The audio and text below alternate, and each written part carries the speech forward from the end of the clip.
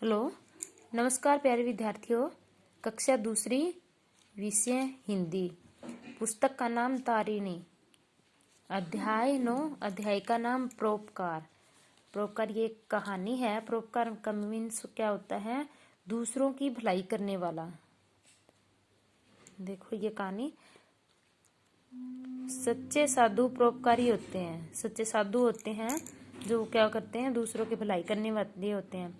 वे अपने सुख दुख की परवाह नहीं करते। एक जंगल में छोटी सी झोपड़ी थी। उसमें क्या था, एक साधु रहता था। उसमें एक आदमी के ही सोने लायक स्थान था। एक रात जंगल में बड़े जोर की क्या हुई, वर्षा हुई। साधु अपनी झोपड़ी में पैर फैलाए सो रहा था। तभी किसी ने झोपड़ी का दरवाजा खटखटाया। साधु ने दरवाजा खोलकर देखा कि बाहर एक आदमी भीगा हुआ खड़ा है। वह बोला, महाराज, मैं रास्ता भटक गया हूँ, मुझे अपनी झोपड़ी में रात काटने दे। साधु क्या कहता है? साधु ने कहा, आप अंदर आइए, पर इस कुटिया में एक ही व्यक्ति के लेटने का स्थान है। इसमें हम दोनों बैठ सकते हैं। आओ, हम लोग आज की रात बैठकर ही काट दें। अभी कुछ समय ही बीता था कि किसी ने फिर दरवाजा खटखटाया। द्वार है वो खटखटाया। बाहर दो व्यक्ति खड़े खड़े भीग रहे थे।